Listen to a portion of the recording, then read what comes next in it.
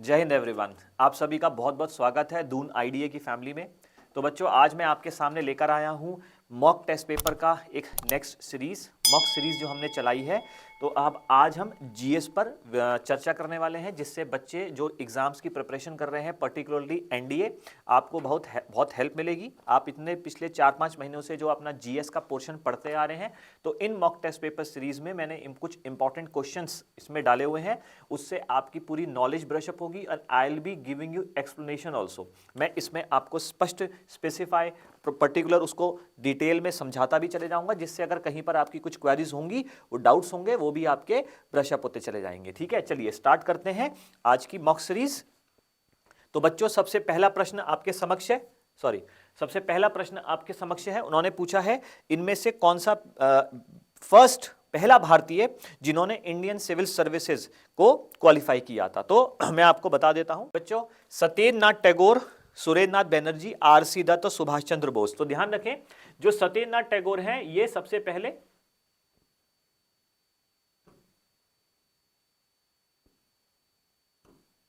सत्येंद्रनाथ टैगोर 1863 में he was the first person, ये सबसे पहले व्यक्ति थे जिन्होंने सिविल सर्विसेज को पास किया था। 1869 में सुरेंद्रनाथ बनर्जी ये सेकंड थे, पहले नंबर पे ये, दूसरे नंबर पे ये। R C Dutt was not a person, जिन्होंने सिविल सर्विसेज में अब कोई भाग नहीं लिया। सुभाष चंद्र बोस ने जो है 1920 में इन्होंने सिविल सर्विसेज को पास किया था और ये कॉलेज के प्रिंसिपल बनाए गए थे। और उसी दौरान ही नॉन कॉपरेशन मूवमेंट के चलने की वजह से इन्होंने अपने पद से इस्तीफा भी दे दिया था। तो ध्यान रखें, जो इंडियन सिविल सर्विसेज है, इसमें एक पॉइंट में और आपके लिए जोड़ देता हूं। इंडियन सिविल सर्विस की शुरुआत की गई थी कॉर्नवालिस के टाइम पीरियड में। ये एक तो बात आप ये ध्यान रखेंगे, ठीक है। वरना पहले सिविल सर्विसेज में केवल अंग्रेजों को ही नॉमिनेट किया जाता था। फिर धीरे धीरे इसकी परीक्षाएं, इसके लिए कंपटीशन स्टार्ट हुआ। ठीक है बेटा, इसके लिए क्या स्टार्ट हुआ? कंपटीशन स्टार्ट हुआ 1853 में, 1853। और वो कंपटीशन के लिए भी इंग्लैंड जाना पड़ता था पेपर देने के लिए। तो उसके भी 10 साल बाद जाकर के he was the first person, Satyendranath Tagore, जिन्होंने सिविल सर्विसेज को क्लियर किया। ठीक है ना, तो पहले नंबर पे ये, दूसरे नंबर पे ये। ठीक है, तो करेक्ट आंसर मैंने आपको बताया अल्फा। चलिए नेक्स्ट, अगला क्वेश्चन है आपका। उन्होंने आपसे पूछा है, who among the following died in exile. अब देखो, एग्जाइल मतलब जो भारत से बाहर जाकर के जिनकी मृत्यु हुई। तो ध्यान रखना, रानी लक्ष्मीबाई, ये बैटल ऑफ कल्पी में इनकी मृत्यु हुई थी। याद करो, डॉक्ट्राइन ऑफ लैप्स के जो डेलहाउसी लेकर आए थे, तो उसी टाइम पीरियड में रानी लक्ष्मीबाई जो है अपने पर्टिकुलर राज्य झांसी को बचाने, स्वतंत्र रखने के लिए ही इस पर्टिकुलर लड़ाई में इन्होंने अपने जो है प्राणों की बलि दी। ओके, कितनी बहादुरी से लड़ी, ये सब जानते हैं रानी लक्ष्मीबाई के बारे में। अब तांत्या तोपे की अगर हम बात करते हैं, कुंवर सिंह की बात करते हैं, तो ये 1, 2 और 3, ये 3 व्यक्ति ऐसे हैं जिन्होंने 1857 की क्रांति में भाग लिया था। तो 1857 की क्रांति में भाग लेने की वजह से ही बेटा हम कह सकते हैं कि इनकी जो है मृत्यु भारत में ही हुई। लेकिन जबकि बहादुर शाह जफर जो थे, इनको British east India company, British government in fact, क्योंकि ईस्ट इंडिया कंपनी को हटा दिया गया था बाद में, तो ब्रिटिशर्स ने इनको रंगून भेज दिया था। ठीक है बेटा, कहां भेज दिया था? रंगून। और रंगून कहां पर है? म्यांमार में। तो इसी वजह से ये जब रंगून चले गए, तो वहीं पर इनकी मृत्यु 1862 में हुई। 1862 में इनकी मृत्यु रंगून में हुई, वहीं पर इनकी समाधि भी बनी हुई है। तो इसलिए हम कह सकते हैं कि Bahadur Shah Zafar was the person who died in exile, यानी कि विदेश में बाहर जिनकी मृत्यु हुई। ठीक है, चलिए अगले प्रश्न की तरफ बढ़ते हैं। अगला प्रश्न है बेटा, which of the following pairs of travellers and their nationality is not correctly match. तो ध्यान रखो, यहां पर उन्होंने दिया इब्न बतूता। तो Ibn Battuta he was from Morocco, बिल्कुल सही बात है। ये मोहम्मद बिन तुगलक के टाइम पीरियड में आए थे। द्वाते बारबोसा पोर्चुगीज के थे, बिल्कुल सही बात। ये विजयनगर एम्पायर जो था दक्षिण भारत में, वहां पर एक राजा थे कृष्ण देव राय, उनके टाइम पीरियड में ये भारत आए, कृष्ण देव राय के टाइम पीरियड में। उसके बाद जीन बैप्टाइज ट्रेवेनियर। अब ये जो जीन बैप्टाइज ट्रेवेनियर है, ये डच नहीं थे, ये फ्रेंच थे। यहां पर ये आपका ऑप्शन जो है क्या हो गया? गलत, क्योंकि उन्होंने नॉट करेक्टली मैच पूछा था, तो हमें आंसर मिल गया। जो निकोलो मनुची है, ये बिल्कुल सही बात, ये वेनेटियन यानी कि इटली, इटली से थे, ठीक है ना। तो इसका आंसर क्या हो गया बेटा, चार्ली। ओके, ध्यान रखें। चलिए नेक्स्ट अगले प्रश्न की तरफ बढ़ते हैं। The treaty of Yandabo signed in, तो अब आप ध्यान रखना कि ये जो ट्रीटी ऑफ यांडबू है, इट वाज व्हाट, ये एक एंग्लो बर्मा वॉर जो चल रही थी, एंग्लो बर्मा वॉर। तो एंग्लो बर्मा वॉर 1824 से 26 के बीच में चली बेटा, 1824 से 26 के बीच में जो है ये लड़ाई चली थी। तो इसी पर्टिकुलर लड़ाई की का जो एंड, जो अंत हुआ, वो एक संधि के द्वारा उसको कहा गया treaty of Yandabo, and answer is 1826। और इसी दौरान आप एक चीज और ध्यान रखेंगे, सिपॉय म्यूटनी भी हुई थी। तो आप, कई बच्चे सोचते हैं कि केवल मंगल पांडे का नाम आप ध्यान रखते हैं कि 1857 के दौरान मंगल पांडे के द्वारा ही सिपाही म्यूटनी शुरू हुई, नहीं, इससे पहले 2 बार सैनिक विद्रोह हो चुके थे। पर बड़े पैमाने में 1857 की क्रांति, जिसको हम पहला भारतीय फ्रीडम स्ट्रगल मानते हैं, इसलिए नाम बच्चे ज्यादातर मंगल पांडे का ध्यान रखते हैं। पर ध्यान रखना, एंग्लो बर्मा वॉर के टाइम पीरियड में भी सिपाही म्यूटनी हुई थी। कुछ ऐसे व्यक्ति थे ब्रिटिश ट्रूप्स में, ऐसे भारतीय जो सागर की पूजा करते थे, तो सागर को लांघने से उन्होंने मना कर दिया था, ठीक है। चलिए आगे बढ़ते हैं। अगला प्रश्न है किताबों को लेकर के, उन्होंने पूछा है कि इसमें आपको कौन सी किताब किस व्यक्ति के द्वारा लिखी गई है। बाल गंगाधर तिलक, अब देखो आर्किटिक होम ऑफ वेदास, ये बात अगर कोई आपसे कहे कि भाई आर्यंस कहां से आए थे, तो ये बात बाल गंगाधर तिलक ने कहा है कि भाई वो आर्कटिक एरिया से आए थे, तो उन्होंने अपनी इस किताब में ही ये बात मेंशन करी है। तो ए का तो 1 कंफर्म है, अगर ए का 1 कंफर्म है तो आंसर ना तो अल्फा होगा ना ब्रावो। दूसरा, आपको पता होना चाहिए कि जवाहरलाल नेहरू के द्वारा किताब लिखी गई है डिस्कवरी ऑफ इंडिया, और महात्मा गांधी जी ने किताब लिखी थी हिंद स्वराज, और दादा भाई नौरोजी ही थे जिन्होंने ड्रेन ऑफ वेल्थ थ्योरी दी थी, और उन्होंने ही एक किताब लिखी थी poverty and un British rule in India. तो इसीलिए अगर आप ऑप्शन के हिसाब से देखेंगे तो 1, 4, 2, 3, तो ये आपका आंसर आ रहा है चार्ली। ओके, आपको बुक्स एंड ऑथर्स को अच्छे से पढ़ना है। डेफिनेटली एक question regularly of and on आता रहता है। जैसे संस्थाएं हो गई, जो भी संस्थाएं थी, सोशियो रिलीजियस रिफॉर्म्स मूवमेंट्स थे, वो भी आप अलग से पढ़ेंगे। तो आपके ऐसे करके एक एक क्वेश्चन बनते चले जाएंगे, और आपका एक एक क्वेश्चन बहुत महत्वपूर्ण है किताब आपके एग्जाम पॉइंट ऑफ व्यू से, ठीक है बेटा। चलिए अगला प्रश्न है, इनमें से कौन सी हिस्टोरिकल, उन्होंने पूछा है कि हिस्टोरिकल बायोग्राफीज, यानी कि किसी की जीवनी, किसी के पर्टिकुलर डायनेस्टी के बारे में जिसमें नहीं लिखा हो। तो आप ध्यान रखें कि इनमें से जैसे हर्ष चरित्र है, तो हर्ष चरित्र जो है ये बाना भट्ट के द्वारा लिखी गई थी, और हर्षवर्धन के बारे में बाय बाना भट्ट, ठीक है। पृथ्वीराज विजय, ये आपने सुना होगा, पृथ्वीराज चौहान के 2 कोर्ट पर्सन थे, एक चंद्रबरदई और एक जयंक, तो it was written by Jayank, clear है। और उसके बाद नेक्स्ट उसमें दिया हुआ है विक्रमादेव चरित्र, तो ये लिखा गया था चालुक्य वंश के में एक राजा थे विक्रमादित्य करके, ठीक है ना, तो उन्हीं के कोर्ट पर्सन के द्वारा लिखी गया था। ये बिल्हड़ा थे एक, उन्हीं के कोर्ट पर्सन, चालुक्य वंश के एक राजा थे विक्रमादित्य, और उन्हीं विक्रमादित्य के क्या थे, एक कोर्ट पर्सन, उन्हीं कोर्ट पर्सन का नाम था बिल्हड़ा, उन्होंने लिखा है। अब ये जो दीप वंश है, तो ये आपने ध्यान दिया होगा जब हमने बुद्धिज्म के बारे में मैंने आपको पढ़ाया था, तो बौद्ध धर्म में मैंने आपको कहा था सबसे पहली किताब थी आपकी इसकी विनय पिटक और सूत पिटक, फिर अभिधम पिटक बनी। तो इसी क्रम में आगे चल करके बौद्ध ग्रंथों में किताब लिखी गई थी दीप वंश एंड महावंश। ये जो दीप वंश है ये आपने सुना होगा श्रीलंका, तो श्रीलंका के बारे में it is about the chronicles of island, chronicles of island.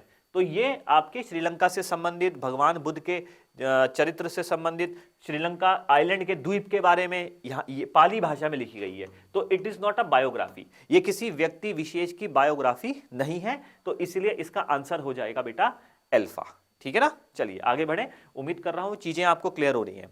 अगला प्रश्न आपके सामने है, उन्होंने पूछा है Marco Polo, Ibn Battuta, Nikitin, Seydi Ali Reis. अब आपको इसमें से बताना है करेक्टली मैच। तो ध्यान दें, ये जो मार्को पोलो है ये इटली के थे, बिल्कुल सही बात। ये भारत में आए थे, एक डायनेस्टी हुआ करती थी काकातीय डायनेस्टी, और काकातीय डायनेस्टी की ही एक रूलर थी जिनका नाम था रुद्रमा देवी, उनके टाइम पीरियड में जो है मार्को पोलो आए थे।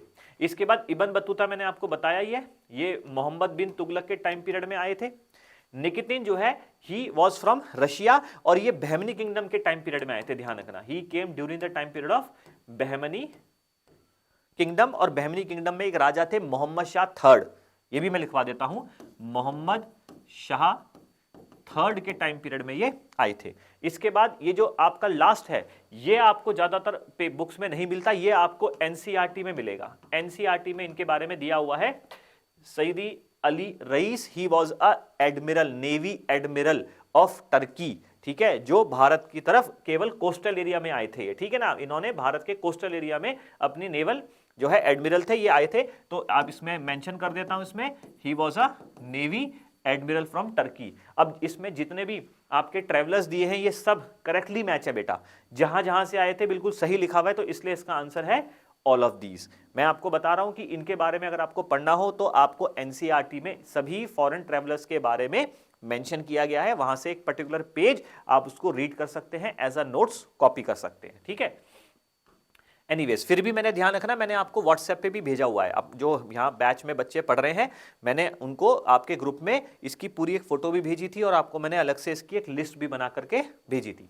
चलिए अगला प्रश्न है कि इनमें आप पूछा गया है कि इनमें से कौन से क्लैन को अग्निकुल का माना गया है। तो अग्निकुल मतलब जो अग्नि से प्रकट हुए हैं। तो ये थ्योरी जो आप कहते हैं कि जैसे राजपूत अग्नि से प्रकट हुए हैं, तो ये थ्योरी कहां से आई? तो सबसे पहले तो आप नोट करेंगे, ये थ्योरी पृथ्वीराज चौहान के द्वारा दी गई थी, ठीक है। तो आपने नाम सुना होगा चौहान वंश, पृथ्वीराज चौहान।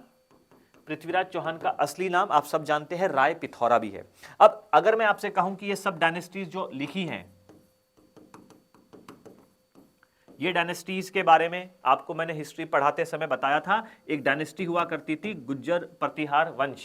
तो ये जो गुज्जर प्रतिहार वंश है, जब ये टूटा, डिसइंटीग्रेट हुआ, तो डिसइंटीग्रेट होने के बाद ही गुज्जर प्रतिहार वंश जब स्कैटर्ड हुआ तो इनसे छोटे छोटे स्मॉल किंगडम्स बने। उन्हीं स्मॉल किंगडम्स में था जैसे दिल्ली के तोमर्स, गुजरात के सोलंकीज, है ना, मध्य प्रदेश के परमार, चंडेल्स, अजमेर के चौहान, कन्नौज के गहड़वाल। तो अलग अलग डायनेस्टी स्थापित हुई थी। तो इनमें से जो प्रतिहाराज हैं, परमार्स हैं, चालुक्याज हैं, चौहान्स हैं, ये कुछ किताबों में चौहान्स लिखा रहता है, कुछ किताबों में चौहान लिखा रहता है। तो ये चारों ही अग्निकुल के माने जाते हैं, तो इसलिए इसका आंसर होगा बेटा चार्ली। क्लियर है? चलिए अगले प्रश्न की तरफ चलते हैं। उन्होंने पूछा है कि यंग बंगाल मूवमेंट के संस्थापक कौन है? तो ध्यान रखना, हेनरी विवियन डिरोजियो जो है, ये आपके एक फ्रेंच रेवोल्यूशन आपने सुना होगा, ये फ्रेंच रेवोल्यूशन से बड़े प्रभावित थे और रेडिकलिज्म की बात करते थे। ये एक प्रोफेसर भी थे कॉलेज के। तो इनकी जब विचारधारा रेडिकलिज्म की तरफ हुई तो इनको कॉलेज से निकाल दिया गया। इनका मानना यह था कि हमें अपने अधिकारों की बात करनी चाहिए, हमें अपने अधिकारों की लड़ाई लड़नी चाहिए। इन्होंने इंकरेजमेंट किया महिलाओं को, बच्चों को, युवाओं को खास कर की, ठीक है ना। तो इसलिए ये यंग बंगाल मूवमेंट उनके द्वारा चलाया गया था।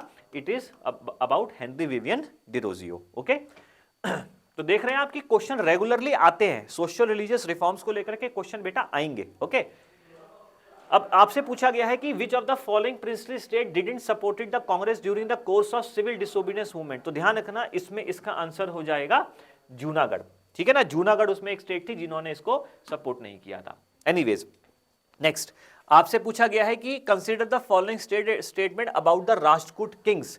तो अब राष्ट्रकूट किंग में सबसे पहली उसमें आ रहा है they were the ardent patrons of Shaivism. तो ध्यान रखना, ये जो राष्ट्रकूट थे, इन्होंने ये जैनिज्म को सबसे ज्यादा, मेन जैनिज्म को, हालांकि इनके द्वारा शिव मंदिर भी बनवाए गए हैं, पर दे were not a ardent patrons, यानी कि they were the followers of Jainism. Mainly ये जैनिज्म को मेनली फॉलो करते थे। और ऐसा नहीं है जैसे यहां लिखा है didn't supported other forms, no, इन्होंने शिव टेंपल भी बनाए हैं, जैन मंदिर भी बनवाए हैं। तो इसलिए पहली स्टेटमेंट हो गई बेटा गलत।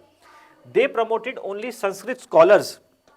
अब अगला है, उन्होंने बोला इसमें they promoted only Sanskrit scholars and give them large grants. अब देखो, अगर इन्होंने बाकी धर्मों को भी सपोर्ट किया है तो मैं समझता हूं कि यहां पर आप ये नहीं कह सकते कि केवल इन्होंने संस्कृत स्कॉलर्स को ही प्रमोट किया। इन्होंने संस्कृत स्कॉलर्स को प्रमोट किया, लेकिन ओनली वर्ड गलत है, तो इसलिए इसकी सेकंड स्टेटमेंट भी गलत हो जाएगी। तो that's why the answer will be neither one nor two. ध्यान दे, राष्ट्रकूट वंश ने जैनिज्म, शैविज्म दोनों को सपोर्ट किया, पर मेन जैनिज्म के फॉलोअर थे ये, और लेटर ऑन इन्होंने बाकी धर्मों को भी सपोर्ट किया, और इसी वजह से इसकी सेकंड स्टेटमेंट भी गलत हो गई। ओके, चलिए नेक्स्ट अगले प्रश्न की तरफ बढ़ते हैं। उन्होंने बोला है कि इनमें से आपको रिवोल्ट ऑफ 1857, अब देखो सबसे पहली चीज 1857 की क्रांति को लेकर के कौन सा सही है। मेरठ में हुआ था ये, जब दो सैनिकों ने जो है अपने सुपीरियर ऑफिसर की राइफल छीन ली थी। नो बेटा, ठीक है, इसकी जो शुरुआत हुई थी वो मंगल पांडे के द्वारा हुई थी, तो मेरठ में बाद में, है ना, मतलब भाई मेरठ छावनी से डेफिनेटली सिपाही जो सैनिक थे वो दिल्ली गए, दिल्ली के लाल किला में जाकर के उन्होंने बहादुर शाह जफर यानी कि बहादुर शाह सेकंड को अपना लीडर घोषित किया, बट उन्होंने बोला कि इन्होंने अपने ऑफिसर्स की राइफल छीन ली, तो पहली स्टेटमेंट गलत हो गई। फिर उन्होंने बोला कि इसकी शुरुआत हुई थी रानी ऑफ झांसी के द्वारा। नहीं बेटा, रानी ऑफ झांसी के द्वारा नहीं, इसकी शुरुआत जो है मंगल पांडे के द्वारा हुई थी।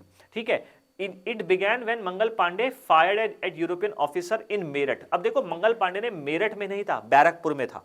ओके, अब यहां पर उन्होंने, अब देखो ऑप्शन के हिसाब से देखेंगे अगर आप, तो या तो स्टेटमेंट 3 सही होगी या 4 सही होगी, क्योंकि 3 में बोल रहा है मंगल पांडे मेरठ के थे, 4 में कह रहा है वो बैरकपुर में थे, तो इसलिए 4 सही है, थर्ड गलत है। अब थर्ड अगर गलत है तो आंसर इसका ब्रावो नहीं हो सकता, और इसमें अगर फोर्थ स्टेटमेंट पक्का सही है तो अल्फा भी नहीं हो सकता, और मैंने आपको बता दिया है कि शुरू की 2 स्टेटमेंट भी गलत है, इसलिए इसका आंसर हो जाएगा चार्ली।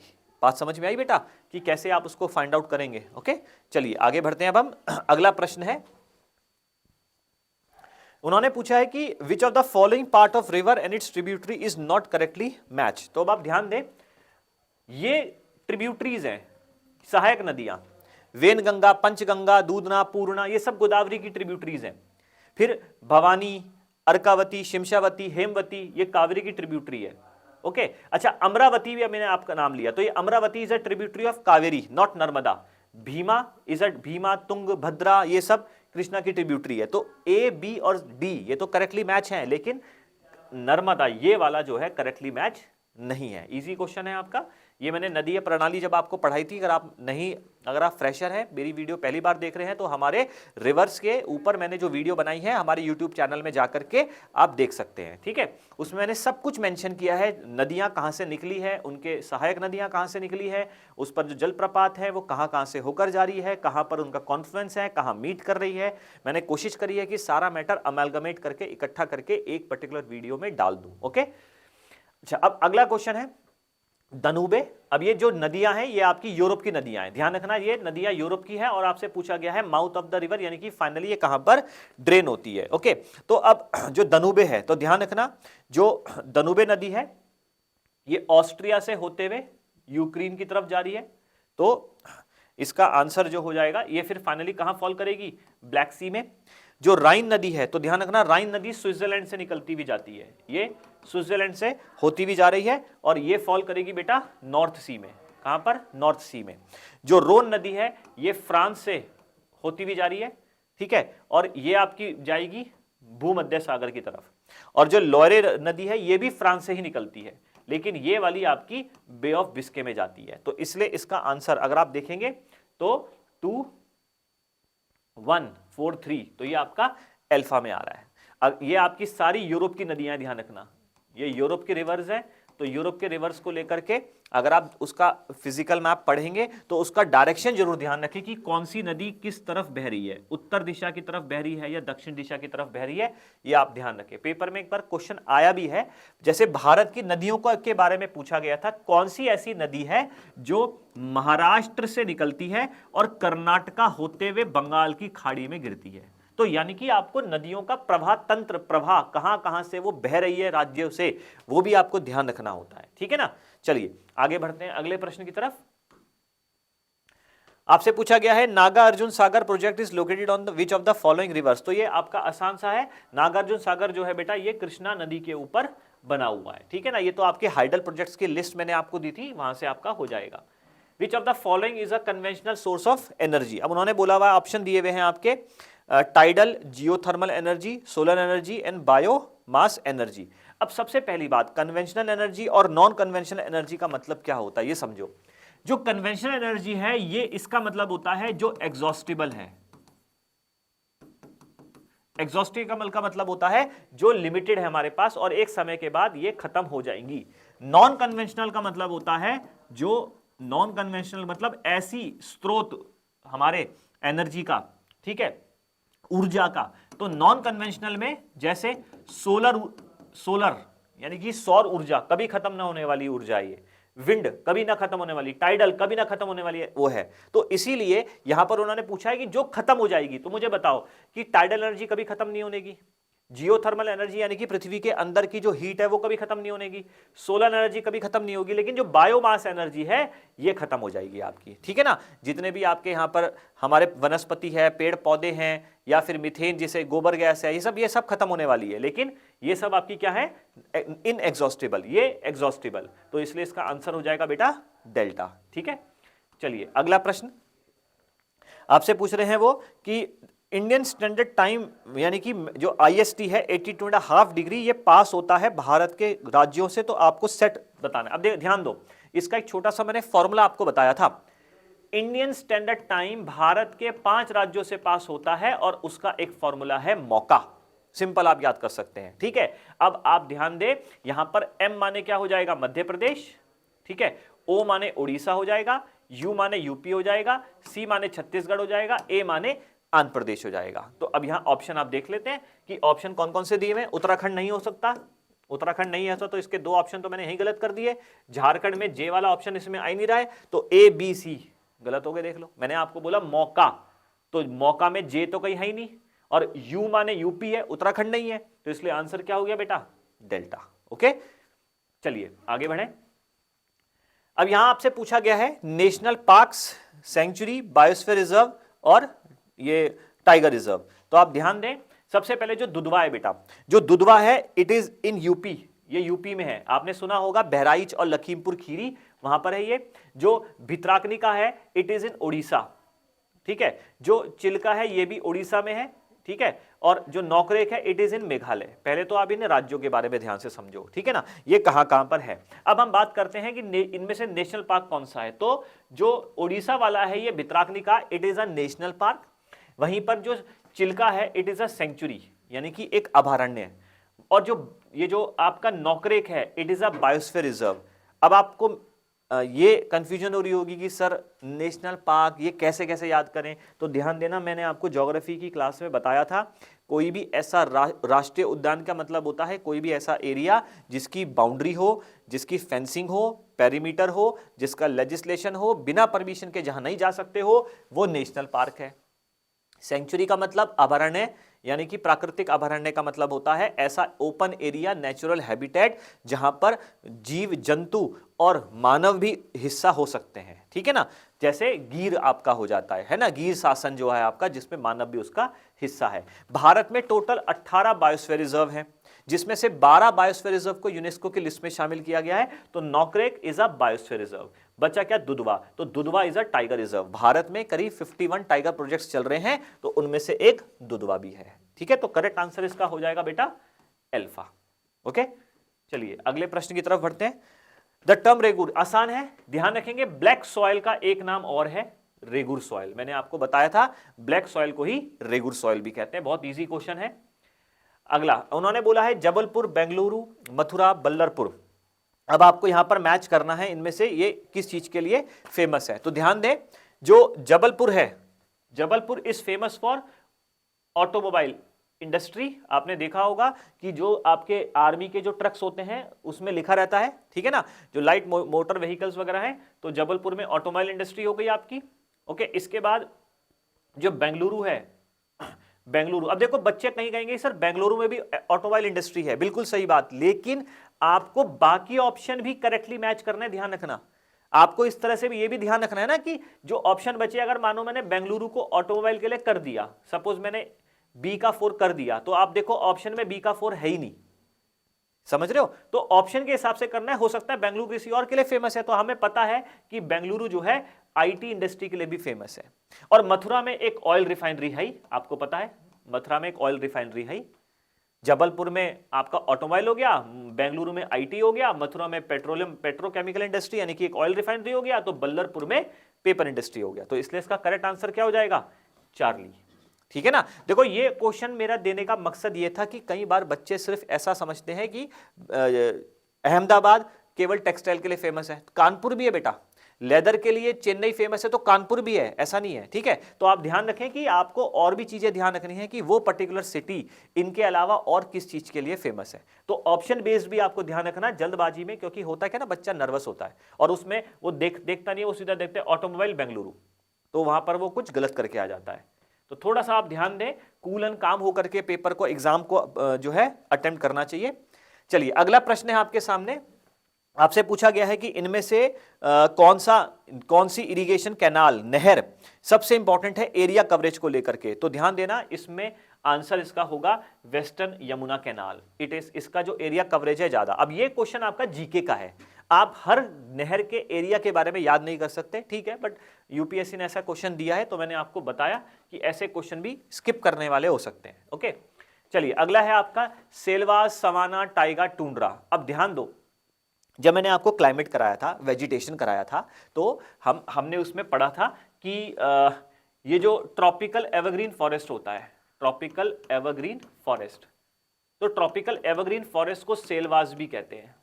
और ये ट्रॉपिकल एवरग्रीन फॉरेस्ट ऐसा है जहां पर वर्षा ज्यादा होती है तो वनस्पति ज्यादा होती है, तो यहां पर एक प्रकार की प्रजाति पाई जाती है, ऐसे पेड़ पौधे जो दूसरों का सहारा लेकर के पनपते हैं। तो एपीफाइट्स क्या है? Those plants which grow with the support of other plants. तो ये आपको सेलवास में पाए जाएंगे। कहां पाए जाएंगे? सेलवास में पाए जाएंगे। अच्छा, दूसरी, अब हम बात करते हैं सवाना। तो बेटा savanna is a type of grasslands, हमने पढ़ा था टाइप ऑफ ग्रासलैंड्स, जैसे वेल्ड है, डाउन्स है, पंपाज है, लानोज है, तो ये आपकी घास के मैदान है। प्रायरीज हैं, तो कंपोज है, तो ये घास के मैदान है। तो अफ्रीका में और इंडिया में savanna are the name of grasslands and trees.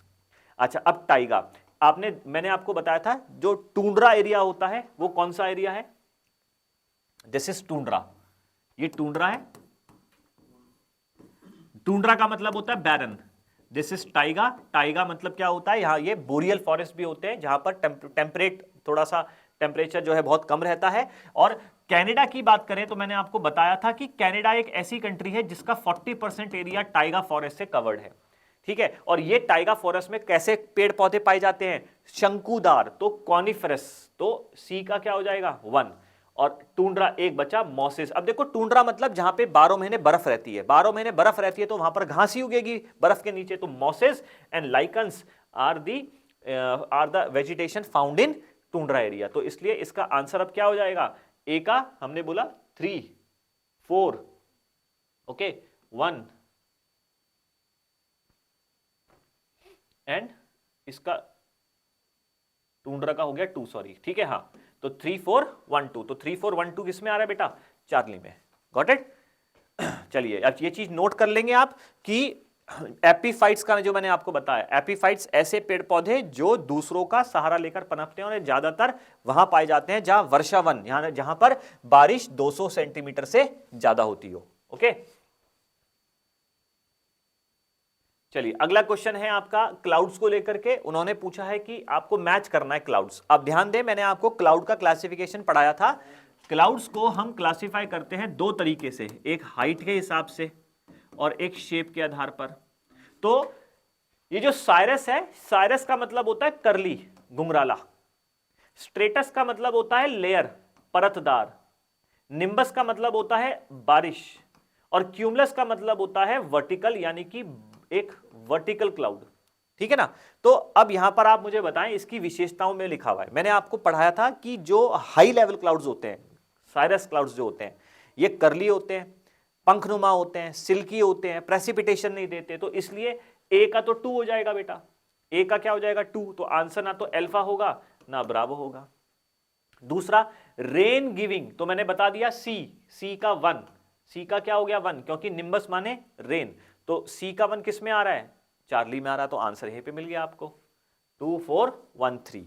क्योंकि जो फेदर नुमा हो गया ये आपका साइरस हो गया, वर्टिकल ये मैंने लिखा हुआ ही है, डी का 3 वर्टिकल क्लाउड, और हॉरिजॉन्टल कौन सा है? स्ट्रेटस वाला। तो इजी है आपका इसका। तो बेटा देखो, अब अभी यहां पर आपके समक्ष क्वेश्चन ये आया हुआ है कि जो ऑयल रिफाइनरीज हैं उनको ना तो उत्तर से दक्षिण ना पूरब से पश्चिम लगाना है, बल्कि इनको लगाना है, अरेंज करना है कि कब वो एस्टैब्लिश हुई, सबसे पहले कौन सी एस्टैब्लिश हुई और उसके बाद। तो मैंने यहाँ मेंशन किया है गुवाहाटी ना जो है वो 1962 में स्थापित हुई थी, ये 1964 में, हल्दिया 1975 में और मथुरा 1982 में। तो इसलिए इसका करेक्ट आंसर क्या हो जाएगा बेटा, डेल्टा। ठीक है ना। तो यहां पर एस्टैब्लिशमेंट ईयर पूछ लिया है। हालांकि ज्यादातर क्वेश्चन ये पूछा जाता है कि इन ऑयल रिफाइनरीज को आप अरेंज करें फ्रॉम वेस्ट टू ईस्ट या ईस्ट टू वेस्ट, ज्यादातर क्वेश्चन यही आता है। एनीवेज, अगला आपसे पूछा हुआ है कि movement of tides are mostly determined by. तो ध्यान रखो कि टाइड्स क्या होते हैं। मैंने आपको बताया था कि समुद्र के लेवल का, सी लेवल का राइज एंड फॉल होना ही टाइड्स कहलाता है ना। तो समुद्र का लेवल जो राइज और फॉल होता है वो किस वजह से, जैसे this is sun, this is earth and this is moon. तो सूरज और चांद दोनों ही पृथ्वी पर अपना गुरुत्व बल लगाते हैं और वही ग्रेविटेशनल फोर्स पृथ्वी के ऊपर जो पानी है उसको अपनी तरफ अट्रैक्ट करता है। अब क्योंकि ये चांद लगातार 24 घंटे जो है रिवॉल्व भी कर रहा है रोटेशन के साथ, तो और पृथ्वी भी रिवॉल्व कर रही है, तो इनके कंटिन्यूअस मोशन की वजह से ये जो इनका ग्रेविटेशनल फोर्स है ये डायरेक्शन चेंज करता रहता है। तो इसीलिए इसका जो मेनली टाइड्स का जो मूवमेंट है वो किस पर निर्भर होगा, पृथ्वी के रोटेशन के ऊपर। क्योंकि जैसे जैसे पृथ्वी रोटेट करेगी वैसे वैसे इस पर इसका प्रभाव पड़ता चला जाएगा। ठीक है ना, टाइड्स का। ओके, टाइड्स मैंने बताया, टाइड्स क्या होते हैं, rise and fall in sea level, समुद्र के लेवल का धीरे धीरे धीरे राइज होना और धीरे धीरे धीरे फॉल होना। I am not talking about waves, मैं लहरों की बात नहीं कर रहा हूं। मैंने आपको समझाया था 12 घंटे 26 मिनट में समुद्र का लेवल ऊपर आ जाता है मैक्सिमम पे और 12 घंटे 26 मिनट के बाद नीचे चला जाता है। और ये किस वजह से हो रहा है, यानी कि हमारा समुद्र का पानी डोलन करता है। ठीक है ना, डोलन करता है, एक तरफ आगे की तरफ, फिर पीछे, फिर आगे, फिर पीछे। इसी को ज्वार भाटा कहते हैं। ओके, चलिए अगला प्रश्न पढ़ते हैं। The permanent wind that blows from the hot latitude to the equatorial region. अब आप ध्यान दें, मैंने आपको प्रेशर बेल्ट्स जब कराया था तो प्रेशर बेल्ट्स में मैंने आपको बताया था कि दिस पार्ट 5 डिग्री से 5 डिग्री नॉर्थ एंड साउथ को इक्वेटोरियल लो प्रेशर बेल्ट बोला गया। इसके बाद 30 से 35 हॉर्स लैटिट्यूड या फिर सब ट्रॉपिकल हाई प्रेशर बेल्ट। अब जो हवाएं यहां से ऊपर जाएंगी दोनों तरफ मुड़ जाएंगी, ये ऐसे नीचे आएंगी, आधी इधर आधी ऊपर चली जाएंगी, मैंने बताया था एक कंसेप्ट। अब जो हवा हॉर्स लैटिट्यूड से इक्वेटोरियल लो प्रेशर बेल्ट की तरफ आ रही है इसका नाम है ट्रेड विंड। और क्वेश्चन में उन्होंने पूछा भी यही है, हॉर्स लैटिट्यूड से इक्वेटर के। आंसर क्या हो जाएगा बच्चों, ब्रावो, बहुत इजी है, क्योंकि इससे ऊपर जाने वाली क्या है, वेस्टर्लीज। ठीक है ना। तो प्रेशर बेल्ट्स अगर आपने ढंग से पढ़ी है तो ये क्वेश्चन आपके लिए इजी है। चलिए पॉलिटी का क्वेश्चन है। आर्टिकल 46 कह रहा है कि हमारे भारतीय संविधान के अनुच्छेद 46 में हमने शैक्षिक और आर्थिक हितों की बात करी है, किसकी, तो उसमें आप आंसर लिखेंगे schedule caste, schedule tribes and other weaker section. Bravo, ठीक है ना, ये आपका आर्टिकल 46 में मेंशन है, डायरेक्ट क्वेश्चन है। अगला, the provision of 5th schedule of the constitution of India. तो ध्यान रखना, हमारे संविधान की सूची जिसमें 12 सूची है उनमें से 5वीं और 6ठी सूची हमें बताती है एडमिनिस्ट्रेशन के बारे में। और एडमिनिस्ट्रेशन कहां का, तो administration over scheduled areas of India, Bharat में, एक्सेप्ट मैंने आपको बताया था सिवाय 4 राज्यों के, क्योंकि उन 4 राज्यों के बारे में बात हुई है शेड्यूल 6 में, AMTM मैंने आपको बताया था। ये 4 राज्य कौन कौन से हैं, असम, मेघालय, त्रिपुरा एंड मिजोरम। तो ये 4 राज्यों को के बारे में हमने शेड्यूल 6 में बात की गई है। तो उन्होंने ऑप्शन क्वेश्चन क्या दिया है, 5वीं अनुसूची में, ठीक है ना, वो किस पर अप्लाई नहीं होगा। तो सिंपल 4 राज्य कौन कौन से हैं, असम, त्रिपुरा, मेघालय एंड मिजोरम, 2 और 3। तो आंसर हो जाएगा इसका चार्ली। ओके, तो ये भी डायरेक्ट क्वेश्चन था। क्वेश्चन की लैंग्वेज को समझना भी बहुत इंपॉर्टेंट है। एनीवेज, अगला पूछ रहा है कि जो इलेक्शन कमिश्नर है वो अपने ऑफिस से रिमूव किया जा सकता है ऑन द रिकमेंडेशन ऑफ। अब ये कई बच्चे इसमें ऑप्शन लिखे, ऑप्शन मार्क करके आएंगे प्रेसिडेंट ऑफ इंडिया। तो मैं आपको बता दूं, यहां पर उन्होंने ये नहीं पूछा रिमूव कौन करेगा, उन्होंने पूछा है रिकमेंडेशन किसकी चाहिए। तो ध्यान रखना, रिकमेंडेशन चाहिए मुख्य चुनाव आयुक्त की, रिकमेंडेशन की बात कर रहा है। तो क्वेश्चन को अच्छे से पढ़ना, डायरेक्टली मत देखना, वो सिर्फ रिमूवल की बात नहीं कर रहा है, रिकमेंडेशन की बात कर रहा है। Which of the following statement regarding the Rajya Sabha is not correct. अब उन्होंने ऑप्शन दिए हैं कि its members are elected by the elected members of legislative assembly of the state, ठीक है, दूसरा ऑप्शन उन्होंने दिया है कि the election follows the system of provision. मैं पढ़ लेता हूं एक बार। इसकी पहले वाले की हिंदी समझो, ठीक है ना। उन्होंने गलत पूछा है। राज्यसभा के सदस्यों को निर्वाचित किया जाता है राज्यों की विधानसभाओं के निर्वाचित सदस्यों के द्वारा। सही बात। राज्यसभा में जो लोग इलेक्ट होते हैं राज्य की विधानसभाओं के एमएलए के द्वारा ही वो वोट डालते हैं। पहला स्टेटमेंट सही हो गया। दूसरा कह रहा है इसमें जो प्रक्रिया यूज की जाती है वो अनुपातिक पद्धति, प्रोपोर्शनल रिप्रेजेंटेशन, यानी कि जो राष्ट्रपति वाली जो पद्धति है वो इसमें यूज की जाती है। बिल्कुल सही है, दोनों स्टेटमेंट सही हो गई। तीसरा, इसके 1/3 सदस्य हर दूसरे साल रिटायर हो जाते हैं। यस, राज्यसभा में जो भी व्यक्ति जाएगा उसका कार्यकाल तो 6 साल का रहेगा, लेकिन राज्यसभा में जो इलेक्शन होते हैं वो हर 2 साल में, क्योंकि इसके 1/3 मेंबर हर 2 साल में रिटायर हो जाते हैं। चौथा कह रहा है ये परमानेंट बॉडी है but can be dissolve earlier by president. अब देखो, अगर परमानेंट है तो डिसॉल्व कैसे होगी? और ध्यान दो, मैंने आपको बताया था बेटा, डिसॉल्व वर्ड यूज होता है लोकसभा के लिए या विधानसभा के लिए, जहां से सरकार गिरती है। तो डिसॉल्व माने भंग होना। भंग होने मतलब जब सरकार ने अपनी बहुमत खो दी हो या सरकार के खिलाफ अविश्वास पत्र पारित हो गया हो, तो ऐसी कुछ कंडीशन में लोकसभा ही भंग होती है, राज्यसभा भंग कभी नहीं होती। तो इसलिए इसका आंसर हो जाएगा डेल्टा। अगला प्रश्न, उन्होंने बोला है कि the word socialist was inserted into the constitution. अब आप ध्यान दें, मैंने जब प्रियम्बल पढ़ाया था तो आपको बताया था कि प्रियम्बल में सिर्फ एक ही बार अब तक संविधान संशोधन हुआ है, और वो हुआ है 42nd अमेंडमेंट के द्वारा, जब 3 शब्द जोड़े गए थे, सेक्युलर, सोशलिस्ट एंड इंटीग्रिटी। ये 3 शब्दों को जोड़ा गया था हमारी प्रस्तावना में, तो 42nd अमेंडमेंट के द्वारा। ठीक है ना। चलिए आगे बढ़ते हैं। अगर आप इसकी डिटेल वीडियो देखना चाहते हैं टॉपिक्स की, तो मैंने उस पर बनाई है, यूट्यूब चैनल पे है बेटा, आप उसमें से देख सकते हैं। प्रियम्बल के बारे में मैंने डिफाइन किया है, जैसे प्रियम्बल का नेचर कैसा है, परिवर्तनीय है कि नहीं है, प्रियम्बल के उद्देश्य क्या है, कौन लेकर आया था, कब लेकर आया था, पूरी डिटेल मैंने उसमें मेंशन करी है। ठीक है। अब अगला क्वेश्चन है, आपसे पूछा गया है कि संविधान के कौन कौन से ऐसे प्रावधान थे जो हमने 26 नवंबर 1949 को ही जो है लागू कर दिए। अब देखो, हमारा जो भारत का संविधान है वो 2 साल 11 महीने 18 दिन में बनकर तैयार हो गया था, और 26 नवंबर 1949 को हम, अब ध्यान देना, इस दिन हमने अपने संविधान को पूर्ण रूप से तैयार कर लिया, 3rd रीडिंग फाइनल कर लिया। इसीलिए हम अपना कॉन्स्टिट्यूशनल डे भी 26 नवंबर को बनाते हैं। लेकिन हमने कॉन्स्टिट्यूशन को अडॉप्ट तो किया, इसके कुछ हिस्से, लेकिन उसको ऑफिशियली उसको लागू नहीं किया। इसको ऑफिशियली लागू किया हमने 2 महीने बाद, 26 जनवरी का दिन चुना इसको ऑफिशियली लागू करने के लिए। तो प्रश्न ये है कि आखिर 26 नवंबर को हमने इनमें से कौन कौन से प्रावधानों को अपना लिया था। ठीक है ना। तो आप ध्यान देना कि हमने इनमें से इलेक्शन की प्रक्रिया और सिटीजनशिप की प्रक्रिया को अपना लिया था। बाकी की इसमें से प्रक्रिया ये हमने जो है नहीं लिए। तो इसमें से कुछ चीजें आपको क्लियर कर दूं कि आप बच्चे सोचते हैं कि ऐसा क्यों, उसका कारण क्या है। एक वर्ड इसमें मैं यहां जोड़ रहा हूं, प्रोविजनल गवर्नमेंट।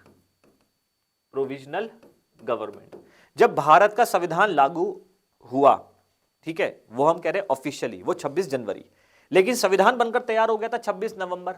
तो उस दिन हमने कुछ पर्टिकुलर हिस्सा संविधान का अडॉप्ट कर लिया था। तो वो हिस्से कौन कौन से थे? इलेक्शन था, नागरिकता था, और एक प्रोविजनल गवर्नमेंट था।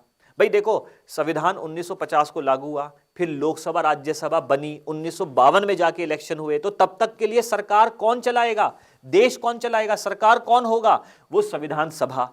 तो इसीलिए उसको प्रोविजनल गवर्नमेंट बोला गया। तो ये 3 इंपॉर्टेंट चीजें हैं जो हमने 26 नवंबर को ही अपना ली थी, उसको इफेक्ट में ले आए थे। ठीक है ना। इमरजेंसी प्रोविजन बाद में आएगा, अपॉइंटमेंट ऑफ जजेस भी बाद में, जब राष्ट्रपति बनेगा तभी तो अपॉइंट होगा। इमरजेंसी भी तभी होगी जब, इमरजेंसी प्रोविजन भी तब आएगा जब राष्ट्रपति का चयन होगा, इजंट इट? क्योंकि इमरजेंसी पावर राष्ट्रपति की है, और सुप्रीम कोर्ट के जज या हाई कोर्ट के जज को अपॉइंट करने की शक्ति भी राष्ट्रपति की है। और राष्ट्रपति का चुनाव तो 1952 में हुआ है, तो इसलिए 3rd और 4th गलत हो गए। ठीक है बेटा। चलिए नेक्स्ट पूछा गया है कि which of the following is not a subject that been devolve to the panchayati raj institution by 11th schedule of the constitution of India. अब ध्यान दो, अब इसकी लैंग्वेज बड़ी टफ सी लग रही है, इसको आसान तरीके से समझो। सीधा शेड्यूल 11 याद करो और 12 याद करो। मैंने कहा था गांव के लिए और शहरों के लिए हमने व्यवस्था करी थी पंचायती राज और म्युनिसिपल कॉर्पोरेशन की। तो पंचायती राज में हमने 29 मैटर दिए, 29 सब्जेक्ट्स ऐसे थे जो हमने रूरल एरिया में पंचायती राज्यों को दिया, और 18 सब्जेक्ट्स ऐसे थे जो हमने म्युनिसिपल कॉर्पोरेशंस को दिए। तो यहां पर वो सब्जेक्ट्स की बात कर रहा है कि इनमें से कौन सा सब्जेक्ट शेड्यूल 11 में नहीं आया। तो आप ध्यान दो, गांव में किसी भी पंचायती राज को लेकर के वहां के सड़क का निर्माण हो, फिशरी का हो, पोल्ट्री का हो, फार्मिंग का हो, विद्यालय का हो, रोड का हो, इलेक्ट्रिफिकेशन का हो, ये सारे, ड्रिंकिंग वाटर का हो, लाइब्रेरी का हो, है ना, ये सारे मामले हमने उनको दिए। लेकिन हायर एजुकेशन का मामला उनके पास नहीं है। तो चार्ली इज द आंसर। अगर आपने वो 29 सब्जेक्ट्स रीड भी किए हैं तो आपके माइंड में ये क्लिक कर जाएगा, ठीक है ना, अगर आपने रीड भी किए हैं तो। Got it? चलिए आगे बढ़ते हैं अगले प्रश्न की तरफ। प्रश्न है, आपको एक तरफ अमेंडमेंट्स दिए हुए हैं और पूछा गया है कि उनमें उसके संदर्भ में कौन सा मतलब करेक्टली मैच करना है। तो ध्यान दें, मैं एक अमेंडमेंट की भी एक वीडियो बहुत जल्द बनाने वाला हूं जिसमें बच्चों की डाउट्स क्लियर हो जाएंगे कि सर अमेंडमेंट पढ़े कैसे, कौन सा पढ़े, कौन सा इंपॉर्टेंट है।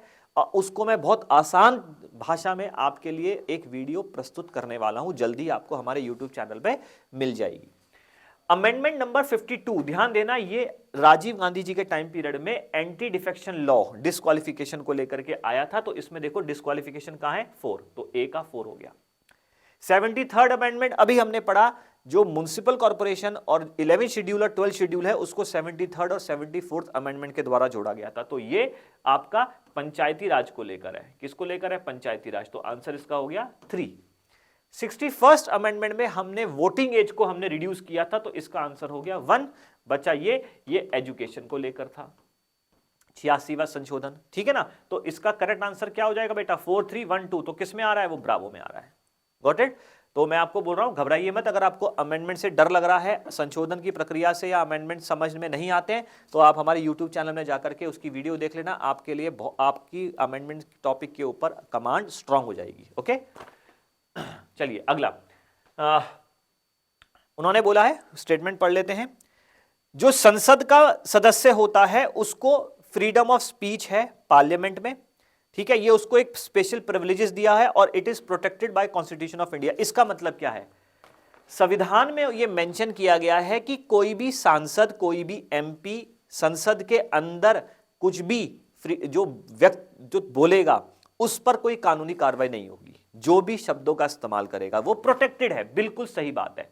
दूसरा, कॉन्स्टिट्यूशन हैज वेस्टेड, मतलब कॉन्स्टिट्यूशन ने पावर दी है पार्लियामेंट को संविधान में संशोधन करने की। यह भी सही है, संविधान में संशोधन करने की शक्ति केवल संसद को दी गई है। तो इसलिए इसका आंसर हो जाएगा बेटा चार्ली। ओके, चलिए अगले प्रश्न की तरफ बढ़ते हैं। Next is CAG.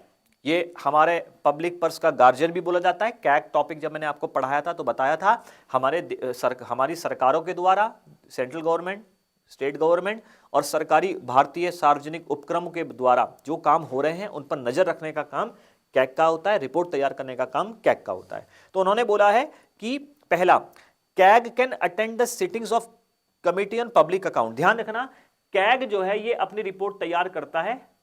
रिपोर्ट मतलब ऑडिट रिपोर्ट। कौन सी रिपोर्ट? Audit report. और ये ऑडिट रिपोर्ट राष्ट्रपति को दे देता है। राष्ट्रपति जो है ये रिपोर्ट संसद को दे देता है। संसद में मैंने आपको बताया था संसदीय समितियां होती हैं। संसदीय समितियां 2 प्रकार की होती हैं। उनमें से एक होती है परमानेंट स्टैंडिंग कमेटी, फिर वो 6 प्रकार की होती है। फिर वो 6 प्रकार में से एक होती है फाइनेंशियल कमेटी, वो फिर फर्दर 3 प्रकार की होती है। तो उनमें से एक होती है पब्लिक अकाउंट कमेटी, PAC। तो ये रिपोर्ट जाएगी फाइनली PAC के पास, और पब्लिक अकाउंट कमेटी के पास जब जाएगी तो ये कैग जो है ये उस पब्लिक अकाउंट कमेटी का फ्रेंड माना जाता है। समय समय पर उनकी हेल्प करेगा, बताएगा कि इस रिपोर्ट में समझाने में उनको मदद करेगा। तो पहली स्टेटमेंट बिल्कुल सही है। दूसरा, कैग जो है ये लोकसभा राज्यसभा की बैठक में आ सकता है। इसका लोकसभा राज्यसभा से कोई लेना देना नहीं है, ध्यान रखना। In what sense? ये वहां का मेंबर नहीं है, ये वहां पर सिटिंग में अलाउड नहीं है। Jurisdiction of CAG is coexistence with the power of the union government. No बेटा, कैग तो इनफैक्ट गवर्नमेंट की पोल खोलने के लिए है, तो इसकी पावर यूनियन गवर्नमेंट के साथ आप कैसे अटैच कर देंगे, ठीक है ना, ये एक इंडिपेंडेंट पोस्ट है। तो इसमें दूसरी तीसरी स्टेटमेंट रॉन्ग हो गई, तो इसलिए इसका आंसर करेक्ट क्या होगा बेटा, अल्फा। मैंने आपको फिर बोला है, जितने भी स्कैम स्कैंडल निकाले जाते हैं किसी सरकार के द्वारा, चाहे वो राज्य की हो चाहे केंद्र की, वो कैग के द्वारा निकाले जाते हैं, ठीक है बेटा। चलिए अगला आगे बढ़ते हैं। अगला प्रश्न उन्होंने पूछा है, the citizen of India do not have which of the fundamental right. तो ठीक है, अब आप देखो कौन सा ऐसा मौलिक अधिकार है। देखो हमारे मौलिक अधिकार 7 थे, अब कितने रह गए, 6। कौन सा हट गया, राइट टू प्रॉपर्टी, ठीक है ना। तो राइट टू प्रॉपर्टी को हटा करके अब लीगल राइट बना दिया गया, तो इसलिए इसका बहुत इजी आंसर है right to acquire dispose and property वाला, ठीक है ना। इजी था ये तो खैर क्वेश्चन आपका। अगला उन्होंने बोला है शेड्यूल्स को लेकर के, ये भी बहुत आसान क्वेश्चन है। आप मुझे बताओ कि 8वें शेड्यूल में किसके बारे में दिया गया है। तो आप कहेंगे सर 8वें शेड्यूल में जो है भाषाओं के बारे में दिया गया है, 22 भाषाओं को राष्ट्रीयकृत किया गया है। सेकंड शेड्यूल में किसके बारे में दिया गया है, शपथ के बारे में सेकंड शेड्यूल में दिया गया है कि कौन व्यक्ति, सॉरी यहां पे मैं एक करेक्शन कर देता हूं बेटा, इन्होंने 4th शेड्यूल दिया है, 10th शेड्यूल दिया है ना। सेकंड शेड्यूल उन्होंने ओथ एंड एफर्मेशंस। तो ये कैसे आ गया इसमें, ये कैसे आ गया, अच्छा उन्होंने गलत पूछा है, सॉरी बेटा। देखो प्रश्न ये है, उन्होंने मैच नहीं करना है, आपको बताना है इसमें से जो गलत है। तो मैं कंफ्यूज किस में हो गया कि मैच तो हो ही नहीं रहे। तो ध्यान देना, 8th शेड्यूल में भाषा के बारे में बिल्कुल सही है, 4थे शेड्यूल में राज्यसभा की सीटों के बारे में है, राज्यसभा की सीटों के बारे में बिल्कुल सही। 10th शेड्यूल में एंटी डिफेक्शन लॉ डिस्क्वालिफिकेशन के बारे में बिल्कुल सही। सेकंड शेड्यूल में सैलरी के बारे में दिया हुआ है, किसके बारे में दिया हुआ है, सैलरी के बारे में। तो इसलिए ये इसका आंसर क्या हो गया, ब्रावो। ये जो ओथ है, ओथ के बारे में 3रे शेड्यूल में दिया गया है, ठीक है ना। तो मेरी गलती थी, मैं उसको क्वेश्चन को कुछ और समझ बैठा।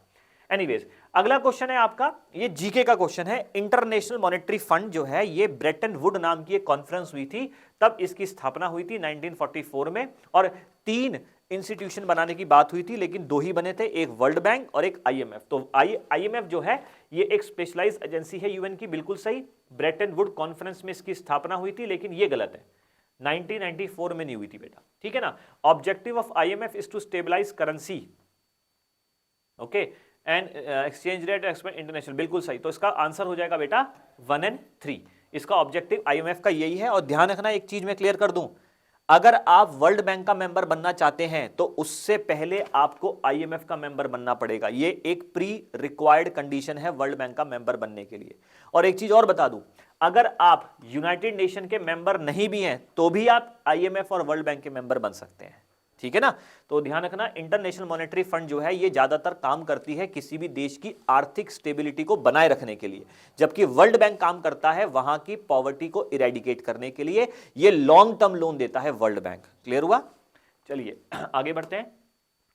Demand for a commodity differs to, अब देखो यह इकोनॉमिक्स का क्वेश्चन है, तो यहां बच्चे सोच रहे होंगे डिजायर फॉर द कमोडिटी, जरूरत कमोडिटी की, क्वांटिटी, नो।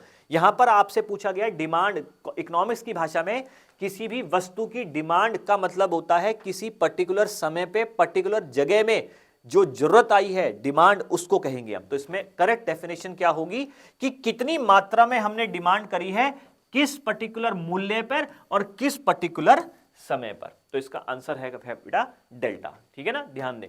अगला आपसे पूछा गया है कि इनमें से विच of the following is a credit rating agencies in India. तो ध्यान दें, ये यहां पर इसके शॉर्ट फॉर्म लिखे हुए हैं, तो ये सारी की सारी क्रेडिट रेटिंग एजेंसीज हैं। आप अगर फुल फॉर्म लिखना चाहते हैं तो लिख सकते हैं। इसका फुल फॉर्म है credit rating information services of India limited. Care की फुल फॉर्म बेटा credit analysis research limited. ICRA का है इन्वेस्टमेंट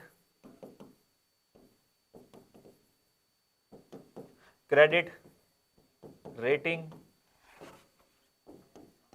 एजेंसी। तो ये सारी की सारी आपकी क्या है, क्रेडिट रेटिंग एजेंसीज हैं।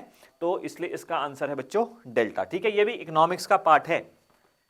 एनीवेज नेक्स्ट, सेंट्रल सीआईएसएफ, ध्यान रखना ये है सीआईएसएफ। तो आपसे पूछा गया है कि भैया सीआईएसएफ जो है ये किसके कंट्रोल में रहती है? तो जो हमारे देश में पैरामिलिट्री फोर्सेस हैं, आईटीबीपी है, बीएसएफ है, एसएसबी है, सीआईएसएफ है, सीआरपीएफ है, तो ये सब हमारी मिनिस्ट्री ऑफ होम अफेयर्स के अंडर कंट्रोल है। ठीक है ना, इसका आंसर है बच्चों चार्ली। ध्यान रखना, पैरामिलिट्री फोर्सेस, अर्धसैनिक बल। इंडियन कोस्ट गार्ड, अब देखो इंडियन कोस्ट गार्ड जो है भारत की जो समुद्री सीमा है उसकी सुरक्षा करती है। फिर आप कहोगे सर इंडियन नेवी क्या करती है? तो बेटा इंडियन नेवी जो है ये लास्ट लाइन ऑफ वो है हमारा बॉर्डर को कंट्रोल करने वाली। जैसे सबसे पहले तो किसी भी समुद्री तट पे पुलिस होगी, पुलिस के बाद समुद्र में किसी भी प्रकार की स्मगलिंग या किसी भी प्रकार के आपके इंट्रूजन वगैरह जो है वो इंडियन कोस्ट गार्ड देखेगी। ठीक है ना, तो ये इंडियन कोस्ट गार्ड जो है इसके बाद, इंडियन कोस्ट गार्ड के बाद किसी भी वॉर ऑपरेशन, जैसे मानो हमारे बॉर्डर को बीएसएफ देखती है, लेकिन जैसे ही लड़ाई होती है तो बीएसएफ पीछे आ जाती है, आर्मी वहां आगे आगे चली जाती है। तो ऐसी इंडियन कोस्ट गार्ड जो है ये वहां पर सुरक्षा करती है हमारे समुद्री सीमाओं की, लेकिन जब भी कोई वॉर ऑपरेशन होंगे तो इंडियन नेवी टेक ओवर कर लेगी। तो आपसे पूछा गया है कि ये इंडियन नेवी की ब्रांच है? नहीं बेटा। ये किसी कस्टम्स से संबंधित है? नहीं। ये मिनिस्ट्री ऑफ डिफेंस के अंतर्गत एक संस्था है, ये सही है।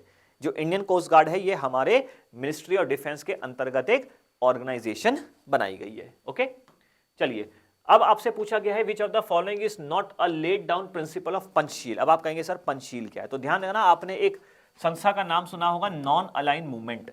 ये नॉन अलाइन मूवमेंट में हमारे भारत के प्रथम प्रधानमंत्री ने अहम भूमिका निभाई थी। और नॉन अलाइन मूवमेंट के जो ऑब्जेक्टिव्स हैं वो ऑब्जेक्टिव्स हैं 5। तो उन्हीं 5 ऑब्जेक्टिव्स को पंचशील का नाम दिया जाता है। तो उसी पंचशील 5 ऑब्जेक्टिव्स में से इनमें से कौन सा नहीं है देख लेते हैं। तो आप ध्यान रखना, उसमें उन्होंने बोला है कि हम एक दूसरे की टेरिटरी की रिस्पेक्ट करेंगे, बिल्कुल सही। एक दूसरे के प्रति हम अग्रेसिव नहीं रहेंगे, ये भी सही। और इसमें चौथे में बोला है कि हम एक दूसरे के आंतरिक मामलों में दखल नहीं देंगे। इसके अलावा एक है आपका पीसफुल कोएग्जिस्टेंस, पीसफुल कोएग्जिस्टेंस। तो इसमें जो ये थर्ड ऑप्शन दिया हुआ है कि हम वर्ल्ड फोरम पे एक दूसरे को सपोर्ट करेंगे, ये उस पंचशील में नहीं आता। यानी कि ये नॉन अलाइन मूवमेंट के उन 5 ऑब्जेक्टिव में वर्ल्ड फोरम में सपोर्ट करने का पॉइंट नहीं दिया गया। तो अगर आपने अपने जीके के नोट्स बनाए हो, मैंने आपको क्लास में भी बताया था कि जितनी भी संस्थाएं अंतर्राष्ट्रीय, उनको आप अलग से एक रजिस्टर में नोट करो। अगर वो संस्थाएं पिछले 6 महीने में करंट में न्यूज में रही हैं तो आप उसको थोड़ा सा अच्छे से पढ़ लेना, उस पर आप एम्फसाइज करना। पेपर में उनकी आने की संभावनाएं ज्यादा है, वरना मोर देन 50 करीब 50 संस्थाएं हैं, तो सारी याद करने की जरूरत नहीं है। आप नोट सब कर लो, लेकिन याद वो करना जो पिछले 6 महीने में करंट में चल रही थी। ठीक है, चलिए आगे बढ़ते हैं। अगला आपके करंट अफेयर से संबंधित क्वेश्चन है। उन्होंने आपसे पूछा हुआ है कि union health minister doctor Mansukh Mandaviya, इन्होंने एक वैक्सीन का अनावरण किया है। तो इसका आंसर है बेटा इनकोवैक नाम का। ठीक है ना, एक करंट अफेयर्स बेस्ड क्वेश्चन है, डायरेक्ट है आपके करंट अफेयर्स की मैगजीन से जो हम आपको प्रोवाइड करा रहे हैं। करंट अफेयर्स की जो मैगजीन हम आपको प्रोवाइड करा रहे हैं रेगुलरली, उसी में से आपको मैं क्वेश्चंस प्रोवाइड करा रहा हूं, उससे आपकी नॉलेज ब्रश अप हो जाए। अगला आपसे क्वेश्चन पूछा गया है कि इंडियन नेवी ने एक 5th डीजल इलेक्ट्रिक स्कॉर्पिन जो है कमीशन किया गया है, उसका नाम क्या है? तो ध्यान रखना, इसका नाम है INS वगीर। वगीर का मतलब होता है स्टारफिश। वगीर माने क्या होता है बेटा? स्टारफिश। ठीक है, अगला प्रश्न है Tata Boeing aerospace limited delivered, इसने अपनी सबसे पहली फ्यूजलेज 6AH-64 अपाचे जो है इंडियन आर्मी को दिए हैं। तो ये क्या है? तो आप ध्यान रखना, these are what? These Apache are the helicopter. तो ये काफी न्यूज में भी था, चर्चा में भी था, तो आपको ये पता भी होना चाहिए। चलिए अगला प्रश्न है, आपसे पूछा गया है Indian scientist have first identified the reported solitary waves in the magnetosphere. ध्यान रखो, मैग्नेटोस्फेयर क्या होता है? हमारी पृथ्वी के अंदर से निकलने वाली मैग्नेटिक लाइंस ऑफ फोर्सेस का जो एरिया है, ठीक है ना, उसको मैग्नेटोस्फेयर कहा जाता है। तो ये आपका मैग्नेटोस्फेयर है। अब उसी मैग्नेटोस्फेयर से कुछ वेव्स आ रही हैं, तो उसको स्टडी किया गया है। तो आपसे पूछा गया है कि ये कौन से प्लैनेट से आ रही है? तो इसका सही आंसर है बेटा मार्स। क्या है बेटा? मार्स। ठीक है, चलिए नेक्स्ट अगला क्वेश्चन है आपसे। सबसे ये साइक्लोन 1 नाम की जॉइंट एक्सरसाइज इंडिया और किस कंट्री के बीच में हो रही है? राजस्थान में। तो इसका आंसर है बेटा इजिप्ट। इंडिया और इजिप्ट के बीच में ये हो रही है, राजस्थान में हुई है साइक्लोन 1। ठीक है, नेक्स्ट क्वेश्चन है आपके सामने, कौन सा मंत्रालय है जिसने 6 दिन का एक मेगा इवेंट ऑर्गेनाइज किया है, व्यवस्थित किया है, और उसका नाम था भारत पर्व, लाल रेड फोर्ट के लॉन्स में। तो ध्यान रखना ये, अब क्योंकि आपका भारत पर्व है तो और रेड लॉर्ड लॉन्स में, तो यहां पर ये टूरिज्म को बढ़ावा देने के लिए किया गया था, तो मिनिस्ट्री ऑफ टूरिज्म के द्वारा।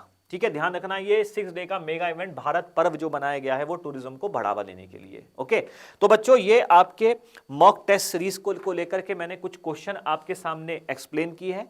थोड़ा फास्ट इसलिए रखता हूं कि बच्चे को कम टाइम में सारी चीजें मुहैया हो जाए। और मैं आपको फिर बोल रहा हूं, आप जितने भी क्वेश्चन मैंने आपको दिए हैं इसकी टॉपिक्स पर मैंने वीडियोस अब हमारे यूट्यूब चैनल पे बना करके मैं उसमें जो है अपलोड करता जा रहा हूं। बच्चे को हेल्प हो जाएगी। कोई बच्चा फ्रेशर भी हो तो उसके लिए भी बहुत आसान भाषा में मैंने समझाने की कोशिश की है। आप उस पर्टिकुलर लिंक पे जाकर के यूट्यूब चैनल को आप सब्सक्राइब कर सकते हैं और रेगुलरली मैं उस पर वीडियोज डालने वाला हूं। जितने भी बच्चे स्टैटिक जीके का मैटर, जैसे एफकेट है, सीडीएस है, असिस्टेंट कमांडेंट है, तो उसमें जो जीके का पोर्शन आता है मैं कोशिश कर रहा हूं एक एक करके उन टॉपिक वाइज सभी स्टैटिक जीके के टॉपिक्स को कवर करके मैं वीडियो अपने यूट्यूब चैनल पे, हमारे इस दून इंडियन डिफेंस एकेडमी के यूट्यूब चैनल पे हम अपलोड कर दें। उससे बच्चों को बहुत सहूलियत हो जाएगी। और मैं बहुत लेमन भाषा में आसान तरीके से पूरी डिटेल में आपको समझाने वाला हूं विद स्क्रैच बेसिक से। ठीक है ना, आपको कहीं भी और किसी और किताब में ढूंढने की आवश्यकता या पढ़ने की आवश्यकता नहीं पड़ेगी।